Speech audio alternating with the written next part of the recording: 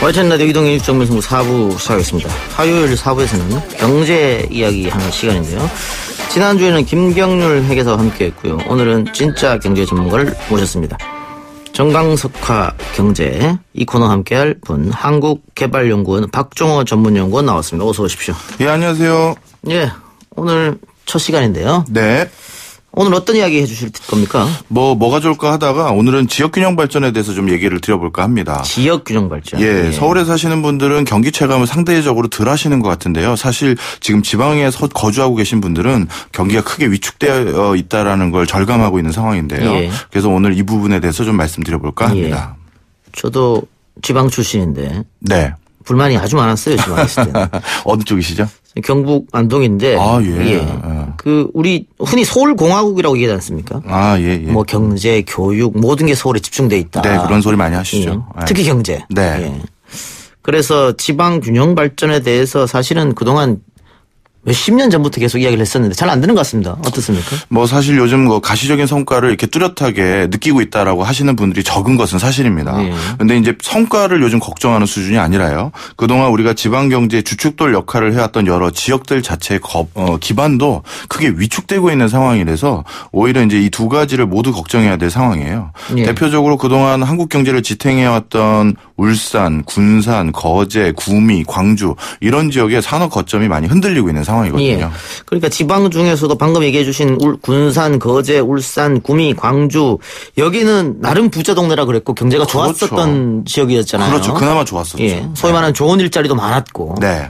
그런데 뭐 이렇게 거제소 같은 것이 경기가 안 좋으면서 조선업 안 좋으면서 결국은 좀 내리막을 타고 있다 이렇게 보면 됩니까? 그렇습니다. 이제 단순히 조선만 볼 것은 아니고요. 예. 석유화학이나 철광이라든가 자동차 분야 전반적으로 지금 제조 여건이 안 좋아지는 가운데 지방 경제의 체감 수준이 굉장히 열악해지고 있는 상황이고요. 예. 이걸 좀 더 직접적으로 말씀드리면 울산을 하나 예를 들어볼게요. 예. 울산 같은 경우는 1997년에 광역시로 승격한 뒤에 2015년까지 계속 인구가 증가했었어요. 예. 그런데 본격적인 조선 경기가 하락하는 2015년 이후부터 어떻게 됐느냐 지속적으로 지금 계속 인구가 떨어져 가고 있습니다. 그러니까 지난 10수년 동안 증가했던 추세가 크게 바뀌었던 대표적인 사례고요. 예. 그다음에 군산 같은 경우 뭐 대우자동차라든가 군산 현대조선소라든가 이런 것들이 문을 닫은 지 오래됐잖아요. 아니면 가동률이 많이 떨어졌거나요. 예. 그래서 국가의 경제 성적표는 GDP 성장률로 저희가 얘기를 하는데 지방의 경제 성적표는요 GRDP라고 부릅니다. 그 R이 지역이라는 의미가 하나 더 들어간 거예요.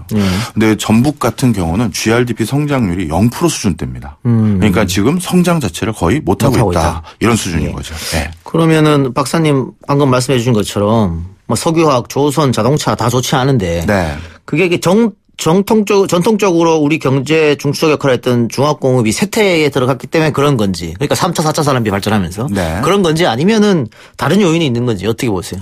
뭐 사실 쇠퇴 국면이라고까지 치부하기는 너무 좀 단정지은 것 같고요. 예. 사실 많은 이제 경쟁력이 좀 열악해진 건 사실이에요. 예. 그래서 새로운 신성장 동력을 모색해야 될 상황이긴 한데요.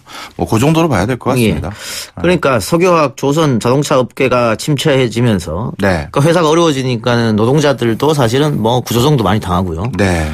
그러다 보니까는 그 지역에 살고 있는 상인들도 어려워지는 거고. 그렇죠. 인구가 줄어들다 보니까는 뭐 대학생들도 줄어들고. 그렇기 때문에 지방에 있는 대학교가 점점 뭐 폐교가 된다든가 학생들이 없으니까 곤란함을 느끼는 거고. 네. 계속 악순환이 되는 거네요, 그러면. 그렇죠. 사실 제 관점에서는 지방 소재에 있는 대학들을 저는 중견기업이라고 보여지거든요. 예. 왜냐하면 그 지방에서 많은 고용을 담당하고 있었었고 그 지역 경제에 많은 거점 역할을 해왔었지 않습니까? 그런데 이제 지역에 소재하고 있는 많은 대학들도 지금 현재는 학력 인구가 급격하게 줄어들면서 외국 유학생들이 없어서는 사실 학교가 유지 안 되는 경우가 너무 많아요. 예. 그래서 제가 어떤 특정 학교에 특강을 한번 출강을 한 적이 있었는데요.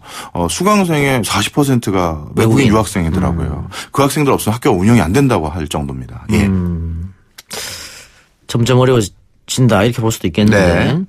어쨌든 수도권은 수도권 쏠림 현상이 있으니까 그나마 덜하고요. 지역 경제는 점점 어려워진다. 인구도 점점 줄어들어가고 더 큰 문제는 그 몇 안 되는 인구 중에 노령 인구가 상당히 많잖아요. 그렇죠. 근데 그분들은 이제 경제활동을 하시기 어려운 나이니까. 네, 맞습니다. 뭐 어떻게 해야 됩니까?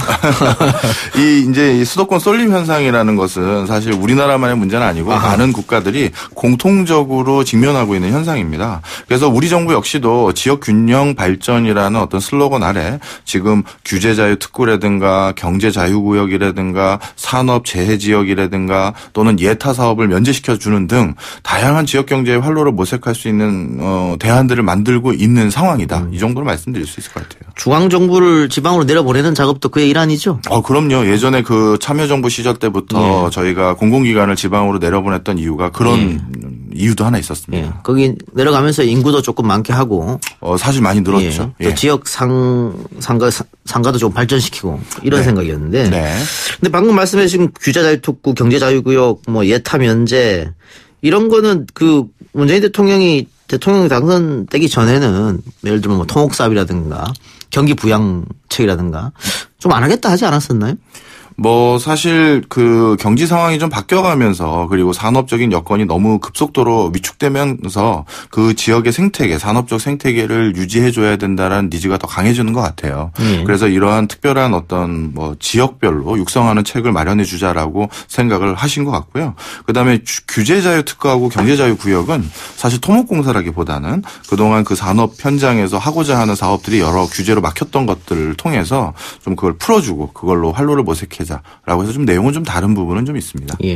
오늘 정부가 경남, 거제, 울산, 동구, 전남, 목포 조선업 불황으로 어려움을 겪고 있는 5개 지역 산업 위기 대응 특별지역 지정 기한을 2년 연장한다고 했는데 2년 연장한 것은 결국은 정부가 목표한 대로 제대로 되지 않았다 이렇게 봐도 됩니까? 뭐 사실 그 지역의 산업 여건이 생각보다 빨리 안 올라오고 있는 건 사실이에요.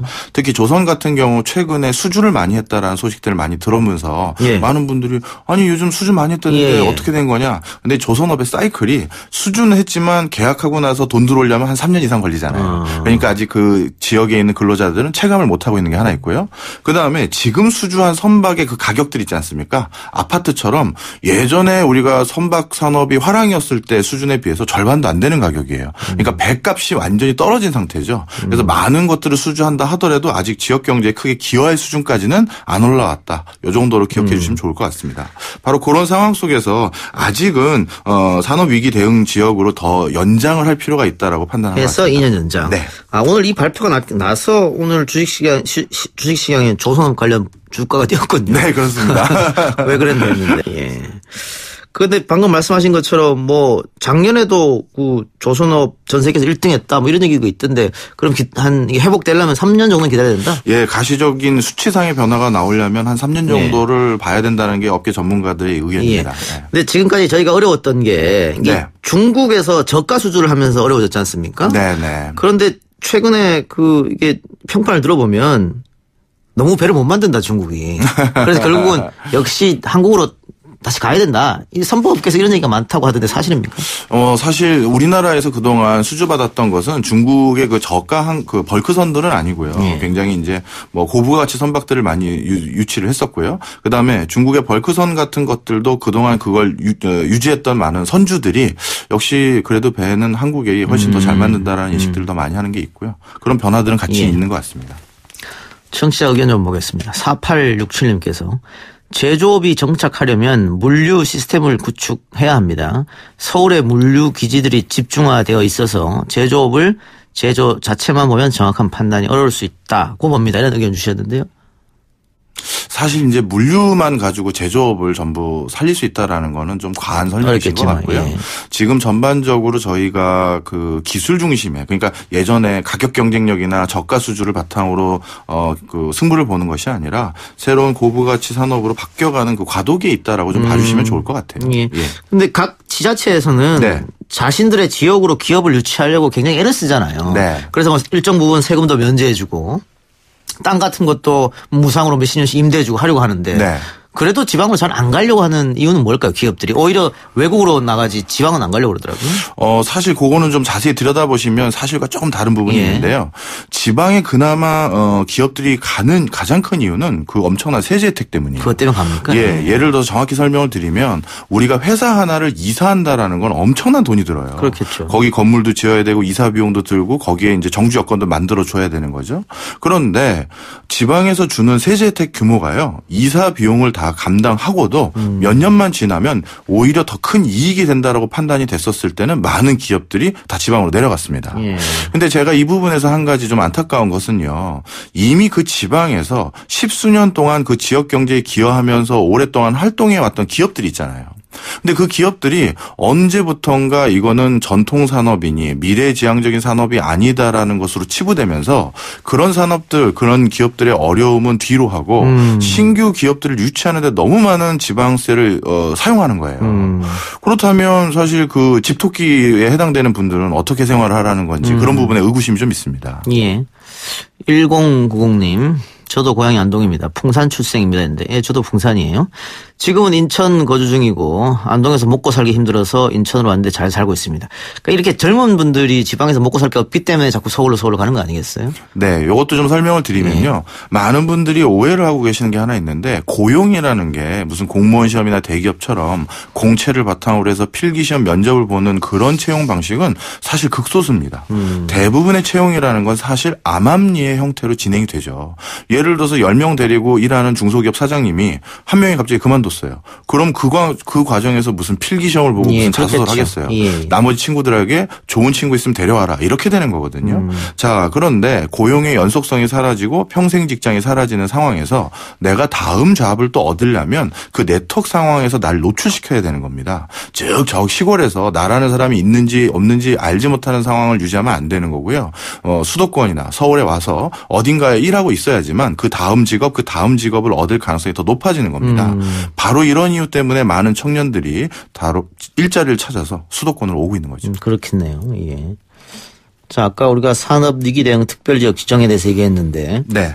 효과를 봤습니까 그동안? 사실 전 세계적으로요. 가장 지역 균형 발전을 성공적으로 한 나라를 꼽아라 하면 그중에 사실 한국을 꼽아왔습니다. 그 이유는 저 가난한 어촌 마을들을 천지개벽을 일으킨 나라가 바로 한국이거든요. 포항, 울산, 거제, 광양 여기에 전 세계적인 산업 거점을 만들어 왔던 곳이 바로 한국이고요. 그 과정에서 지역 균등 발전의 하나의 모델로 이런 것들이 전 세계적으로 소개된 적도 있어요. 그런데 이제 최근 들어서 우리가 추진하는 새로운 지역 혁신의 어떤 거점 도시들이 아직까지는 자리매김을 했다라고 보기는 어려운 건 사실이에요. 하지만 이제 이거는 이제 10년 정도 지났을 뿐이고요. 조금 더 이제 여기에 어떤 정주 여건을 만들고 어떤 기업을 유치해서 어떤 기능을 부여하는지에 따라서 성패는 다시 달라질 거라고 판단됩니다. 예, 알겠습니다. 자, 아까 잠깐 얘기했는데. 네. 지역 경제가 어려워지는 건 우리만의 이야기는 아니다고 얘기했었잖아요. 네, 맞습니다. 그래서 전 세계적으로 이렇게 지역 균등 발전을 화두로 해서 어떻게 하면 골고루 발전할 수 있는지에 대한 대안을 모색하는 움직임이 많이 있는데요. 그 중에서 사실 우리가 이제 주목해야 될 거는 OECD에서 권고하고 있는 지역 균형 발전의 모습이 우리가 추구하는 거하고는 조금 다른 면이 있다라는 겁니다. 예를 들어서 간단히 설명드리면요. 지금 우리가 지역의 발전을 위해서 추구하는 방법은 와해성 혁신의 산업들을 지방에 이입시키는 거예요. 예를 들어 수소 자동차라든가 바이오라든가 뭐 빅데이터라든가 인공지능이라든가요. 하지만 방금 우리 진행자께서 말씀해 주신 것처럼 지역의 그 어르신들만 남아있는 그 고장에는 그런 분야의 전문가도 없을 뿐만 아니라 그런 그 기업들도 사실 부재한 것이 사실입니다. 그렇다면 그런 인재를 유치하고 기업을 유치하기 위해서는 엄청난 재정 투여를 해야 되는 상황인데요. 사실 OECD에서는 그런 과정에서 주목해야 될 부분은 지역이 원래 가지고 있는 전통적인 관점을 더 북돋아줘야 된다는 거예요. 대표적으로 와해성 혁신이 아니라 지역이 가지고 있는 대표적인 산업 중에 하나를 OECD는 미식 산업을 꼽았어요. 먹거리요. 미식 산업. 네. OECD 국가의 관광 수지를 살펴봤더니요. 어떤 국가의 관광 온 사람들이 자신들이 관광에서 지출하는 금액 중에서 17%를 먹는 데 쓰더라는 거예요. 그다음에 바르셀로나나 뭐 밀라노 같이 특히 관광이 거점인 도시 같은 경우는 무려 그 관광 수지의 30% 이상을 먹는 게 쓰더라는 거죠. 그리고 이런 먹거리라는 것은 어떤 지방에서 20년, 30년 계속 맛집으로 전통성을 유지하는 그런 맛집들은 굉장히 어떻게 보면 진입장벽이 되는 거잖아요. 브랜드가 되고요. 저희도 뭐 베트남이나 일본이나 그 유명 도시만 가는 건 아니니까. 그렇죠. 관광하러 가면 제일 먼저 어디가 맛있지? 그렇죠. 검색하니까요. 맞습니다. 그래서 그러한 어떤 도시의 브랜드와 도시의 먹거리 그리고 도시가 가지고 있는 그런 여러 가지 가치들을 더 활용하는 것에 주목을 해야지 그런 것들을 주목하지 않고 자꾸 여기에다가 뭔가 새로운 것을 이입만 하는 것은 한쪽만 활용하다 한다 이런 의견들을 많이 가지고 있습니다. 그러니까 우리가 흔히 생각하기로 지역이 발전하려고 그러면은 국가나 뭐 지방 정부나 도움을 줘야 되고 특히 기업이 도움을 줘야 되는데 그건 제조업이다. 그래서 공장 크게 짓고 일자리 만들고 뭐 이런 건 줄 알았는데 지금 박사님 얘기하는 것은 다른 OECD는 그렇게 안 한다는 얘기죠. 예. 그리고 이제 지방에서 사실 기업들을 유치했다라는 걸 좀 더 디테일하게 들여다보면요. 도대체 기업에 뭘 유치했다는 거냐라고 보면 기업의 본사도 아니고 연구소도 아니고 공장이에요. 공장에. 그런데 지금은 대부분의 공장이 자동화돼서요. 그 수천 평 되는 공장에서 실질적으로 일하는 사람은 몇십 명이 안 됩니다. 그러니까 그렇게 큰 공장을 유치했다 하더라도 고용 창출이라든가 내수 진작 그 지역의 소비 진작 이런 건 안 일어난다는 거죠.